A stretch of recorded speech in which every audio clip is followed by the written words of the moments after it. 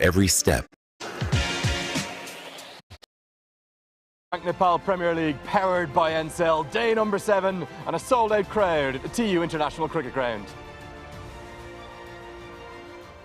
Yeah, very good morning and a warm welcome along, and with it being a Super Saturday, time to get the Dhaka topies on, not just for me, Andrew Leonard, but also for my co-host, HD Ackerman. HD, I've got to say, you look marvellous. Well, I hope I do, because I'm a bit worried. For you, it's okay, because when you take it off, you've got no hair, and I'm a bit vain. I'm worried about my hair. So when I take this off, it's going to be a mess for the rest of the day, so it might have to stay on for the whole day. Well, a big thanks to the Cricket Association of Nepal, who gifted us some Dhaka topies. We've had such a brilliant start to this tournament. It's day 7. We had a sellout on the opening day, and we've got a sellout today too, just 24 hours after the first century of the tournament.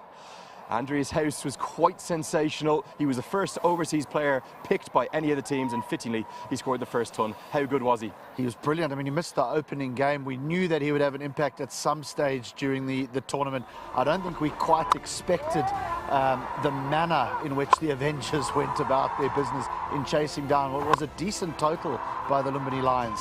But House he's so powerful. I think you mentioned on there that he could have played a lot of international cricket in South Africa if it wasn't for one Quinton de Kock, who happens to be a very good player himself.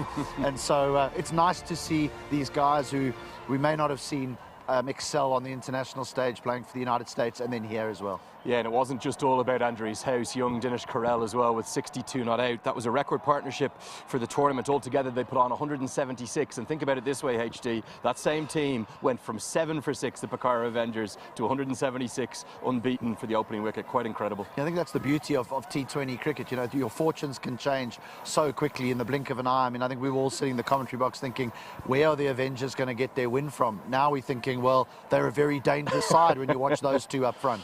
Well, look, every single day of this group stages, we're going to have double-header action, pretty much everyone apart from the very final day. So what have we got in store today? I think we're in for 2 cracking contests again, and Shikhar Dhawan is in town, but more importantly, it's going to be a sea of yellow this morning, as it's the Sudurpaschim Royals taking on the Lumbini Lions. The Lions desperate for a win. They are actually the highest scoring team in the tournament in terms of average scores, but they're yet to pick up a win. And then this afternoon, the Karnali Yaks against the Bharatnagar Kings. All of a sudden, the Kings full of confidence too. Well, the nice thing is that every team except the Lions have a win, which means that table is looking very congested. If the Lions go and win here this morning, well, it's anyone's game come the playoffs in a couple of weeks' time. It really could be. Let's see if we can get a look at the points table here, because I think the 2 results yesterday have really given us a very, very nice look to it. Nobody's guaranteed a playoff spot and nobody is out of the reckoning, but you would have to say Lumbini need to win this morning. You do. I mean, after 3 games, if you haven't picked up a win, you really are staring down the barrel. You're going to have to end up winning a number of games in a row, which puts a tremendous amount of pressure on you. So all the pressure on Lumbini Lions this morning. Not a lot of pressure on the Bolts. I know they're not playing today, but they look a really good outfit, 3 from 3. Yeah, here's the teams arriving, and certainly there's an absolute frenzy whenever Dipendra Singh Airi is here at this ground. Very much one of the most popular players anywhere in the country. There's Brandon McMullen. What a star he is. Binod Bandari's been good this tournament, the veteran, and certainly you would expect that Scott Kugelheim will have an impact too with his right arm fast bowling. Yeah, I don't think they've been tested yet. They've been absolutely brilliant in all facets. I mean, the one team that in the first 2 games, they bat first, which no one likes to do. They post big totals, and then with their bowling unit, they just destroy the opposition. So they've done it the other way around. It'll be interesting to see what happens today here if they get on the wrong end of the spinning of the coin. Yeah, I tell you, the coin toss could be important this morning. Neither of these sides have actually chased yet, so one of the captains, you would suspect whenever the toss comes around, are going to look to have a bowl first. But altogether, if we look at match 11, just take a look at the match summary from that game, certainly the way in which Lumbini played, I don't think there was a huge amount that they did wrong. I thought they actually played very nicely for the first half. The problem has been their bowling attack. It's just not potent. They didn't pick up a single wicket. Well, you said it, they're the highest scoring team in the whole competition. So from a coaching perspective, you would be sitting the bowlers down saying, how are we going to improve things here?